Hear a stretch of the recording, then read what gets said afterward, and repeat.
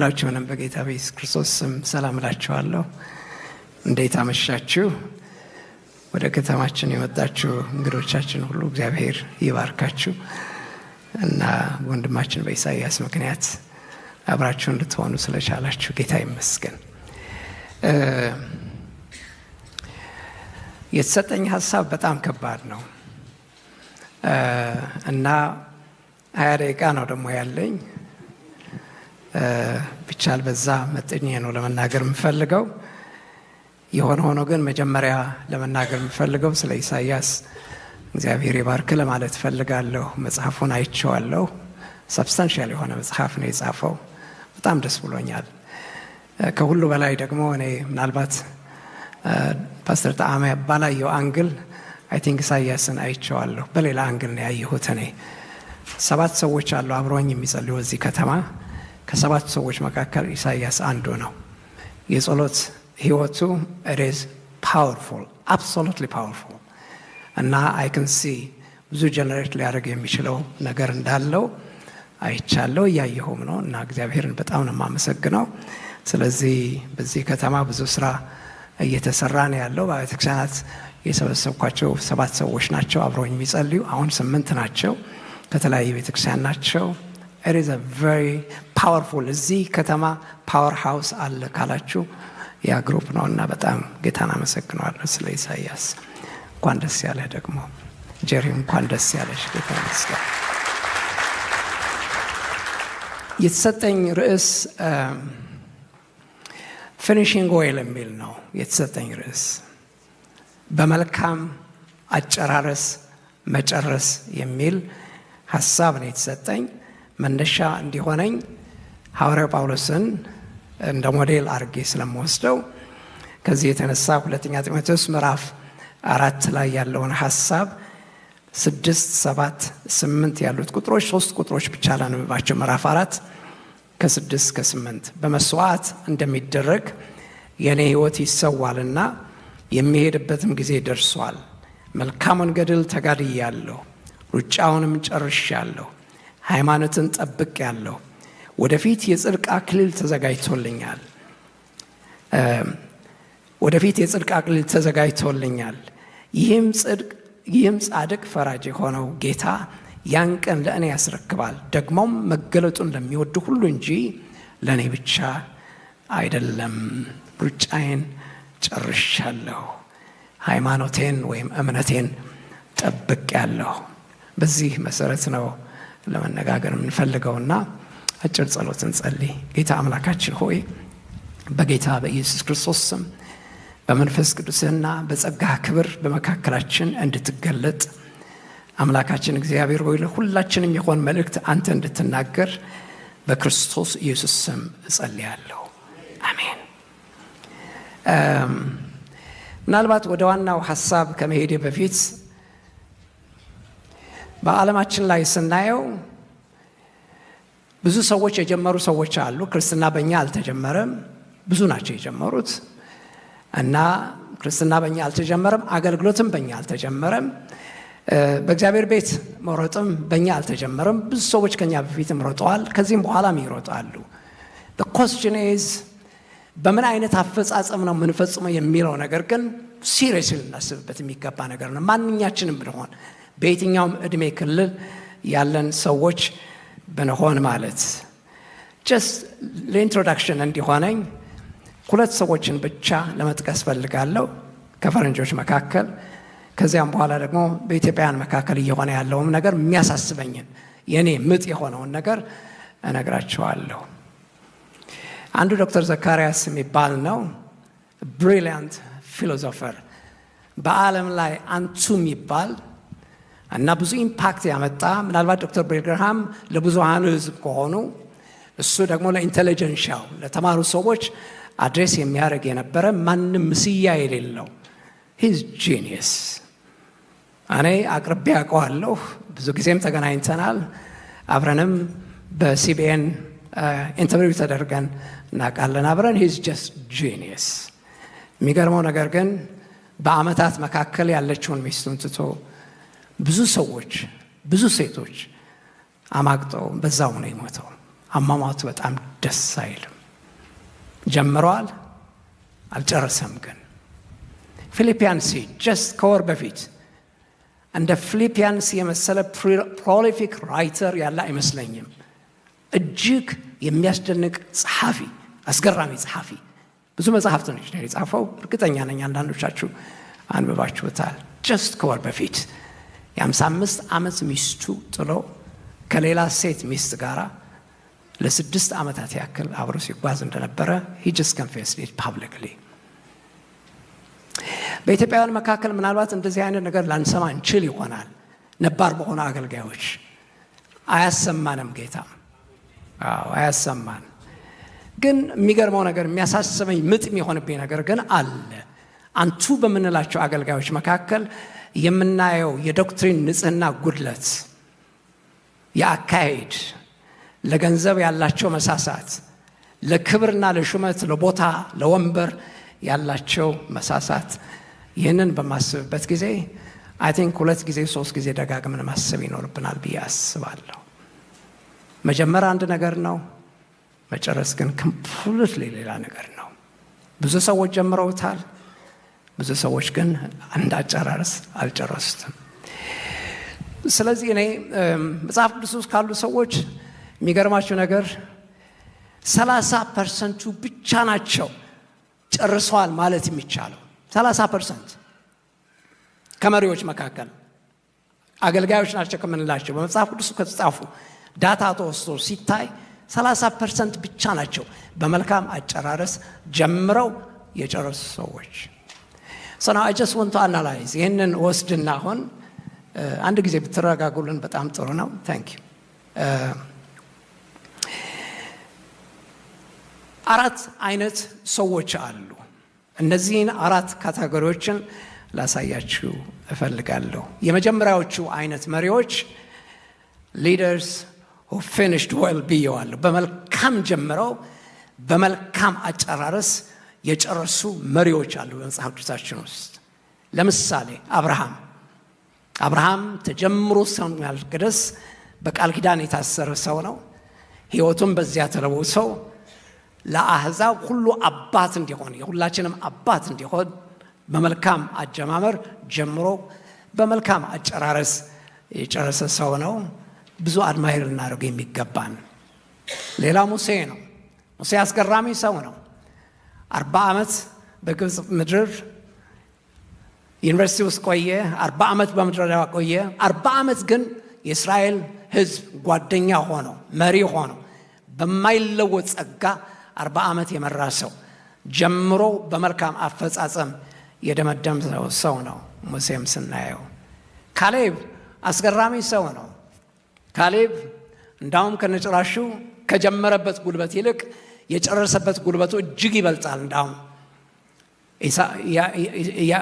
ኢያሱ ምዕራፍ 14 ላይ እንደምንመለከተው የ85 ዓመት ሽማግሌ ሆነው ስቲል ጉልበቴ ያው ነው ያለ።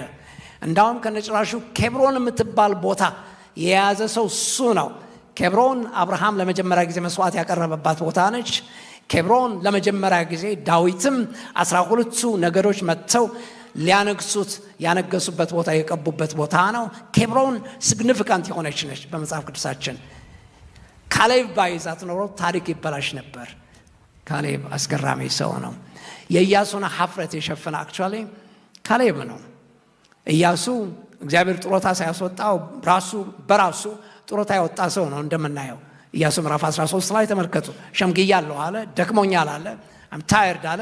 እግዚአብሔርም ደግሞ አየ እና ብዙ ቦታዎች ይቀሩኛል አለ። ኮምፕሌን አደረገ ጌታ እና ታላላቅ የነቃዋን ያዟቸው የነበሩ ቦታዎች ማን የያዘው ቢባል ካሌብ እና በመልካም ጀምሮ በመልካም የጨረሰ ሰው። ሐዋርያ ጳውሎስ አሁን እንደምንመለከተው በመልካም ጀምሮ በመልካም የጨረሰ ሰው።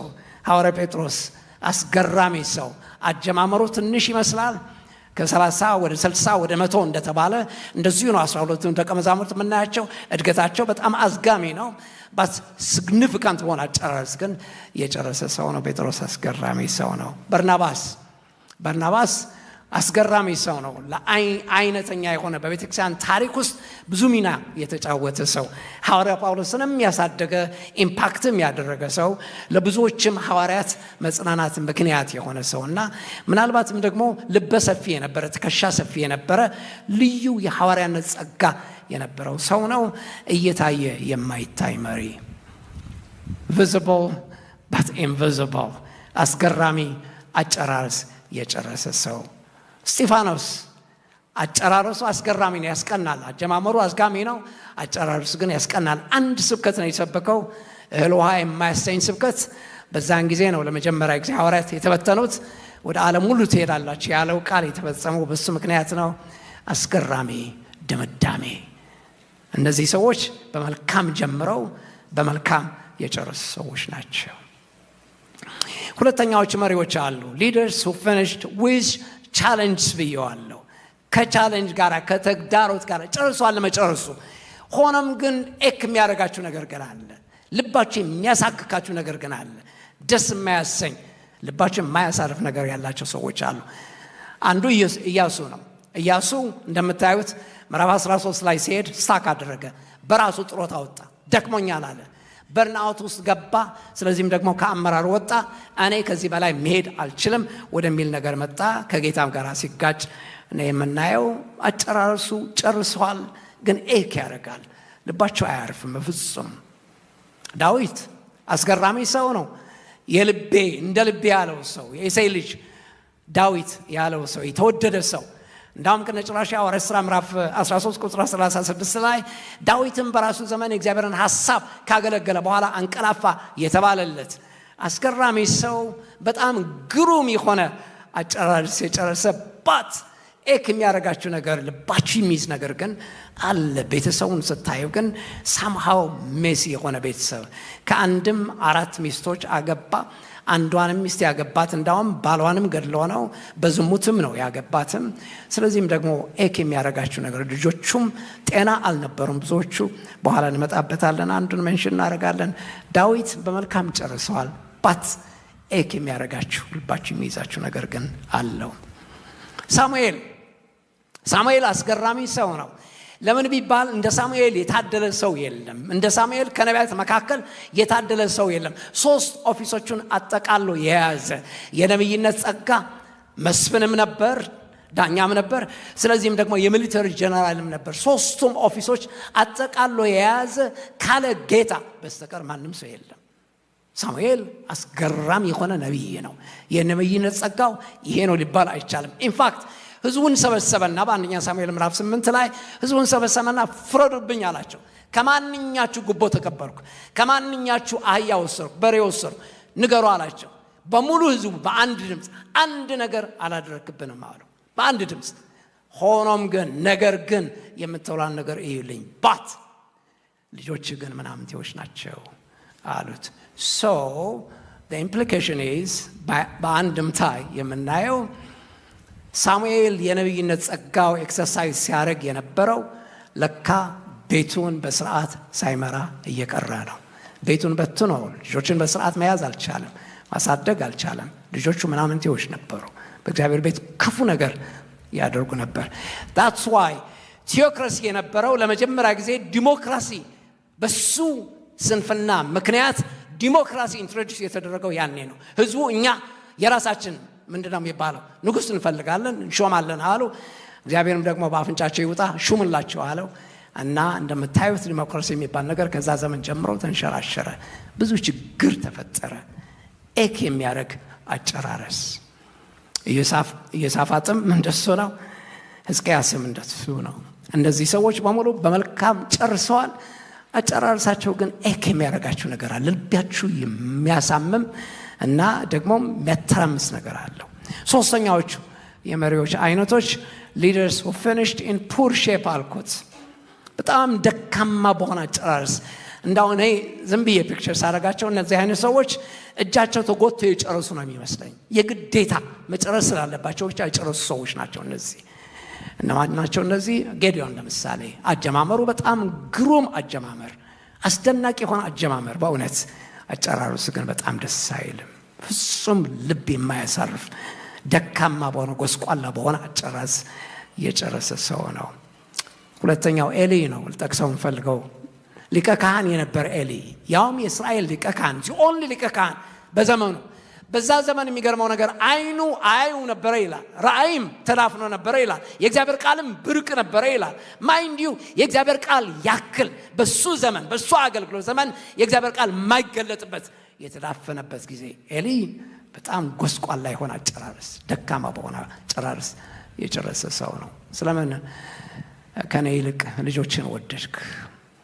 የሚያከብሩኝን አከብራለሁ፣ የሚጠሉኝንም እጥላለሁ አለ። እግዚአብሔርም ናቀው። የሚንቁኝም እንቃለሁ አለ። እግዚአብሔር ናቀው። ስለዚህም ደግሞ ወንበሩ ላይ ተቀምጦ እያለ ነው የሞተው። አጨራረሱ በጣም ደስ አይል። ንጉሥ ሰለሞን ሱነማዊት አቢሳብ የምትባል ልጃገረድን ያገባው። አንደኛ ነገሥት ምዕራፍ 2 ምዕራፍ 3 ምዕራፍ 1 እና ምዕራፍ 2 ልታዩ ትችላላችሁ። የታሪኩ ዳራ እዛ ላይ አለ። በኋላ ነው ያገባት። ለዳዊት ነው የመጣችው። መጀመሪያ ዳዊት አላወቃትም ይላል። ከእሷ ጋር አልተኛም፣ እንድታሞቀው ነው የተጠራችው። ሆኖም ግን በኋላ በሁለት ወንድማማቾች መካከል ጥላቻ ተፈጠረ። አዶንያስና በሰለሞን መካከል ፉክክር ተፈጠረ በእሷ ምክንያት። ሁለቱም እሷን ስለወደዱ ፋይናሊ ባጭሩ ሰለሞን አዶንያስን ገደለው። ፋይናሊ ሰለሞን አገባት አንድ ሚስት። ግን በኋላ ግን የሚገርመው ነገር 700 ቁባቶችና 300 ሚስቶችን ያገባ ሴክቹዋል ኢሞራሊቲ ውስጥ የገባ ሰው እንደዚህ አይነት ሰው የለም። አር ነው እንዲህ አይነት አጨራረስ ልባችሁን የሚያሳምም አይነት አጨራረስ ነው ይሄ፣ ደካማ ከመሆኑም በላይ ማለት። አራተኛዎቹ መሪዎች አሉ። አራተኛዎቹ መሪዎች ምን አይነት ሰዎች ናቸው? ዲስኳሊፋይድ ሊደርስ ብያቸዋለሁ። ከነጭራሹ በእግዚአብሔር መንግስት ያልተገባቸው የማይመጥኑ በመሆናቸው ምክንያት ከእግዚአብሔር መንግስት ስራ እንዲለዩ የተደረገ ጨርሶ በእግዚአብሔር መንግስት ስራ ኢንቮልቭ እንዳያደርጉ የታገዱ ሰዎች ናቸው። አራተኛዎቹ ዲስኳሊፋይድ ሊደርስ ብያቸዋለሁ። አንደኛው ሳምሶን ነው። ሳምሶን የፈለጋችሁ በሉት፣ በዚህም በዛም በሉት፣ አንድ ጸሎት ጸለየና ግድግዳ ፈረሰና ምናምን እግዚአብሔር አስቦታል እንደገና ሪቫይቭ አድርጎታል ምናምን ብትሉኝ አይ ቲንክ ዩ አር ኪዲንግ። ጨርሶ ንጽህና ያልነበረው፣ ቅድስና ያልነበረው፣ ትዳር ያልነበረው፣ የነጻ ነገር ያልነበረው፣ ኢንቴግሪቲ ያልነበረው ሰው ካለ ሳምሶን ነው። he was horrible። ጨራርሱ በጣም ደስ አይልም። አቤሴሎም የዳዊት ልጅ ለዳዊት ፔንፉል የሆነ ሰው ከነበረ ከማንም ሰው ይልቅ እንደ አቤሴሎም የመሰለ እሾህ የሆነበት ሰው የለም። ዲስኳሊፋይድ የሆነ የንጉሥ ልጅ ነው ሊባል ይገባ ነበር። እንዳውም ምናልባትም ወንበሩ ሊገባው ይችል ነበር። ግን የሚገርመው ነገር በመልካም ያልጨረሰ ጨርሶ ዲስኳሊፋይድ የሆነ ሰው አቤሴሎም። አክዓብ፣ ንጉሥ አክዓብ እንዳውም መጽሐፍ ቅዱሳችን እንደሚናገረው ከነጭራሹ እንደ ንጉሥ አክዓብ የመሰለ ከሱ በፊትም ከሱም በኋላ ክፉ ንጉሥ አልነበረም ይለዋል። በክፋት የታወቀ ንጉሥ። ማይንድ ዩ የእስራኤል ንጉሥ ከአሕዛብ ነገድ የሆነችውን ኤልዛቤልን ያገባ ጣጣ ያመጣብን። እንዳውም የእሷ መንፈስ አሁንም ይቀጥላል። ራእይ ምዕራፍ 2 ላይ አለ። የእሷ መንፈስ አላለቀም፣ አልሞተም፣ በገሃነም እስከምጣል ድረስ። ማይንድ ያንን ኢንትሮዲዩስ ያደርገልን እሱ ነው። ያመጣልን ይሄ ሁሉ ጣጣ ያመጣልን በእስራኤል ምድር ያመጣው እሱ ነው። አክዓብ በጣም ክፉ ነበር። እንደ ክፋቱ መጠን አጨራረሱን በጣም ደስ በማይል አጨራረስ ነው የጨረሰው። የመጨረሻው ይሁዳ አስቆሮቱ። አይ ቲንክ የሚገርመው ነገር ኢንትረስቲንግ ፓርቱ እዛ ላይ ነው። ዮሴፍም የሸጠው ይሁዳ ነው እና ጌታችን ኢየሱስ ክርስቶስ የሸጠውም ይሁዳ ነው። ዮሴፍ የሸጠው በ20 ብር ነው። ጌታችን ኢየሱስ ክርስቶስ የተሸጠው በ30 ብር ነው። ሜይ ቢ ቢካዝ ኦፍ ኢንፍሌሽን ሊሆን ይችላል ብዬ አስባለሁ። ይሁዳ አስቆሮቱ አጀማመሩ ጥሩ ነበር። ከ12 መካከል የተመረጠ። የሚገርመው ነገር ግን he was absolutely disqualified። የሚገርመው ነገር ደግሞ ይሄ ነው።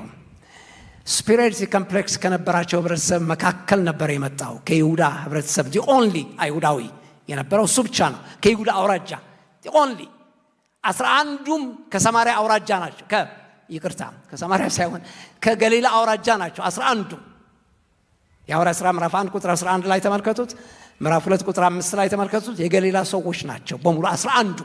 የይሁዳ አውራጃ አንድ ብቻ ደቀ መዝሙር ነው የነበረው፣ ያሙ ይሁዳ አስቆሮቱ ነው። and he was absolutely disqualified because አጀማመሩም ራሱ ጥንት ሳሳውን ክፉ ነው እና መጨረሻ አጨራረሱም ደግሞ በጣም ክፉ በሆነ አጨራረስ የጨረሰ። ስለዚህ እኔ ዝም ብዬ ሳስብ አንቱ የምንላቸው ሰዎች የተንገዳገዱ ካሉ አንዳንዶቹ ወደ ጌታ ሄደዋል። አይ ነው ከብዙዎች ጋር ተነጋግሬ ያውቃለሁ። በጥንቃቄ ካልተጓዝ ነው በስተቀር ይሄ ጉዞ ቀላል ጉዞ አይደለም። ቴምፕቴሽኑ 101 ነው። ስለዚህም ደግሞ ጸጋችን ጠብቀን የጀመርነውን ጅማሬያችን በመልካም አፈጻጸም ጨርሰን ኖት ሰው እንደሚያጨበጭበው ሳይሆን፣ ሰው እልል እንደሚለን ሳይሆን፣ ሰው አፍ አውጥቶ እንደሚናገረው ሳይሆን፣ ጌታ እንደሚያየው እንደሚመዝነን እንደሚመጥነን በዛው ልክ ተመጥነን መገኘት አለመገኘታችን it really matters. how we finish it really matters. እንዴት ጀመራችሁት የማይገድ አጨራረሳችሁ ግን it really matters. አደማደማችን እንዴት እንደምንደመድመው ካላወቀን እንደ ሐዋርያ ጳውሎስ ሩጫዬን ጨርሻለሁ እምነቴንም ሃይማኖቴንም ጠብቄያለሁ እና ብሎ ያን ቀን እንደዚህ እንደተናገረ I think ይሄንን ማሰብ አለብን። I just want to finish with one thing. ጆን ክሪሶስቶም የሚባል ወርቃማ አፍ የነበረው the golden mouth የሚባል ወርቃማ አፍ የነበረው በንግግሩ ፈጽሞ እንደ ማር ወለላ የሚጣፍጥ አንድ ቃል እንኳን መሬት ላይ ጠብ የማትል የንግግር ችሎታ የነበረው ከአባቶች መካከል ነበር ጆን ክሪሶስቶም። at one point ብዙ ነገሮች የተናገራቸው አሉ፣ በጣም ብዙ ናቸው፣ ግን አንዷ ብቻ ልንገራችሁ። and he said God didn't call us to be successful but to be faithful. እግዚአብሔር የጠራን ስኬታማ እንድንሆን ሳይሆን ታማኞች እንድንሆን ነው ብሎ በጨረሰው በዚያው እኔ ምን ትመኛለህ ብትሉኝ 2 ራእይ ብቻ ነው ያለኝ። እኔ አንዱ ራእይ I think ባለፈው ጊዜ ምናልባት ተናግሬ ይሆናል አካፊዬ ይሆናል። አንዱ ራእይ እመባና ልጆቼን ሳያቸው ወደ ጌታ ፊት በመቀርብበት ጊዜ በጌታ ፊት አቅርቤ ይሄው ጌታ ሆይ የሰጠኝ በአደራነት የሰጠኝ ይሄ ቤተሰብ ባንተ ጸጋ ባንተ ቃል ባንተ ኃይል በሰጠኝ ምህረት ኮትኩቼ ይሄው በእጅህ አንተን የሚመስሉ ሰዎችን አቅርቤልሃለሁ ብዬ መስዋዕት አድርጌ ለማቅረብ አንድ ድሪም ይሄ ነው። ሁለተኛው ህልሜ ምንድነው ካላችሁኝ ይቺ ቃል ለመስማት ነው የምፈልገው። የሰው ጭብጨባ ፈላጊ አይደለሁም። እኔ የሰው ክብር ፈላጊ አይደለሁም። ፈልጌ ማላቅም ተቀብዬ ማላቅም ማይንድ ዩ ባት እኔ መመኛት ይቺ ቃል ነች። አንተ በጎ ታማኝ ባሪያ በጥቂቱ ታምነሃልና በብዙ እሾምሃለሁ እና ወደ ጌታ ደስታ ግባ የምትለው ያቺ ቃል ለመስማት እመኛለሁ። እግዚአብሔር ይባርካችሁ።